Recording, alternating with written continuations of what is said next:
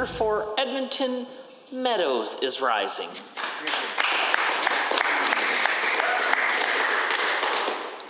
Thank you, Mr. Speaker. It is my deepest honor and privilege to rise and deliver my maiden speech in the 30th Legislative Assembly of Alberta. Before I start, I would like to congratulate all the elected members of this House who were chosen to represent the people of their respective constituencies. I would also like to acknowledge that we are all here today on the traditional territory of Treaty 6, and I want to recognize the Métis people who also share deep connection with this land. Let me also offer my warmest wishes to all my Muslim brothers and sisters who have been fasting for the last holy 1 month of Ramadan and are celebrating Eid al-Fitr. And to the Filipino community who is celebrating this June as a Filipino Heritage Month. This month allows us to celebrate with and learn more about the Filipino community in Canada and recognize the valuable role they play in creating an open and diverse society. Mr. Speaker, I would like to start sharing a little bit about my family and my journey to this House. I was born in a village named Haripur in beautiful state of Punjab in India. I inherited an interest in political activism from my family.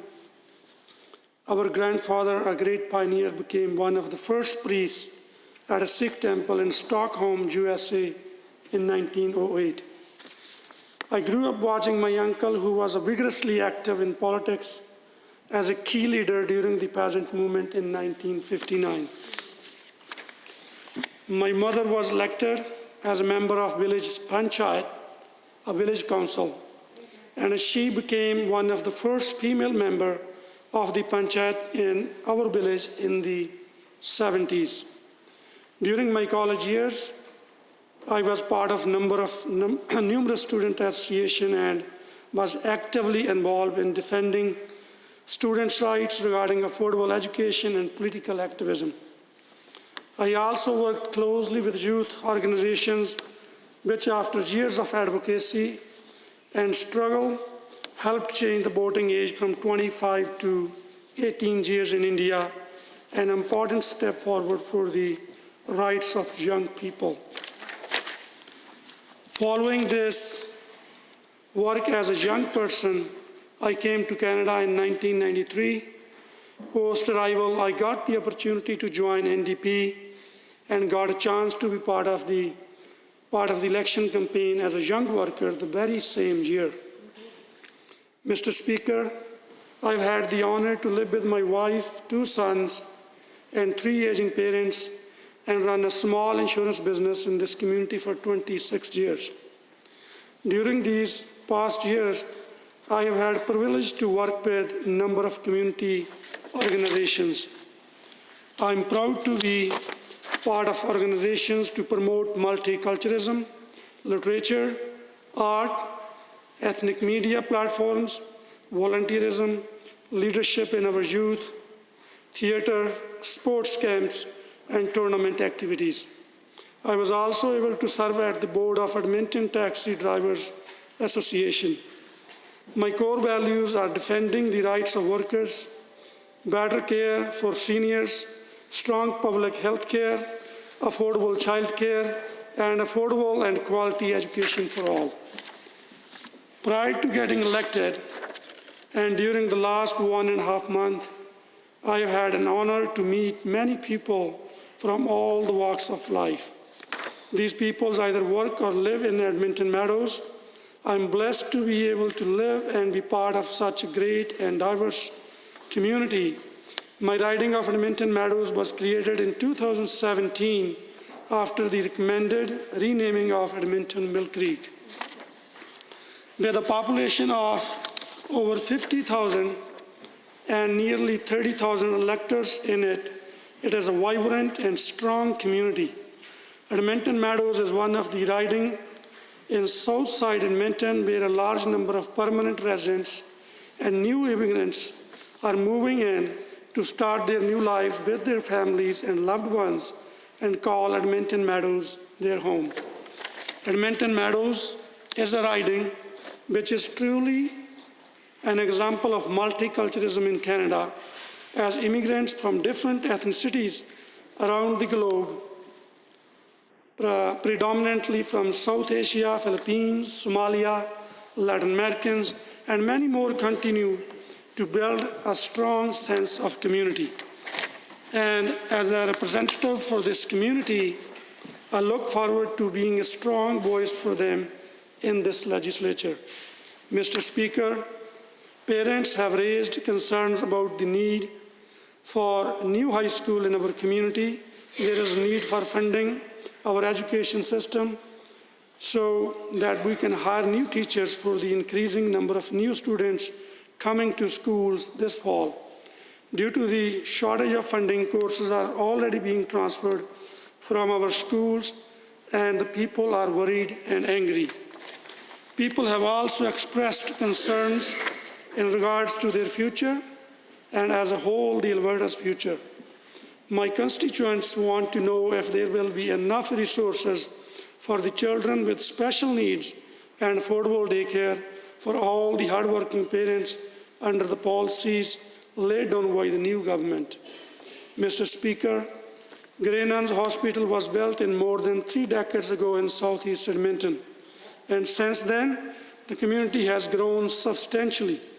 We still have only one hospital in the southeast Edmonton to handle the growing pressure in South Side. We need new hospital in South Side to release the pressure off from Grey Nuns so that patients have better access to health services in South Edmonton. My riding has a new recreation center where people from all walks of life come in thousands to take its benefits. This facility is already falling short due to the growing population in the area. Mr. Speaker, my community of Edmonton-Meadows needs sustainable funding for multiculturalism-related activities.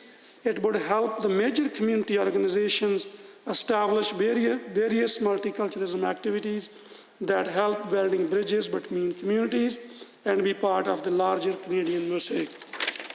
Mr. Speaker, for me, this journey from playing on the dirt roads and streets of my village back in India as a young child to the member of Alberta legislatures has been a great honor.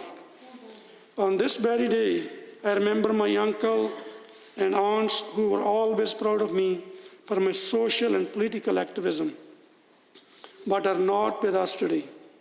I'm also grateful for our elders, seniors, who are still with us today, and those who have gone before us that have laid out a great platform for us with their contributions to our society and gave us an identity that who we are and what can we do to make this place a better for all.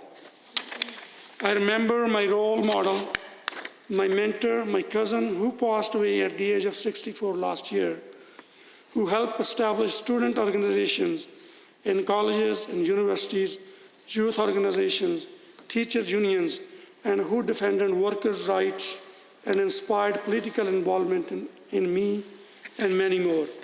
And I thank my parents, my wife, my sons, my brothers, my sisters-in-laws, my nieces, nephews, my cousins, who encouraged me to step up for the common cause and to choose public service.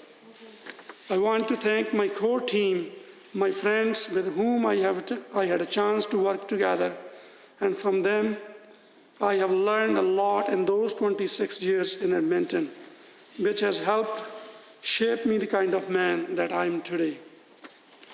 I'm thankful to my volunteers, donors, and my community who helped me build a strong team in this election, and all the hard work put by my team during my campaign kept me motivated.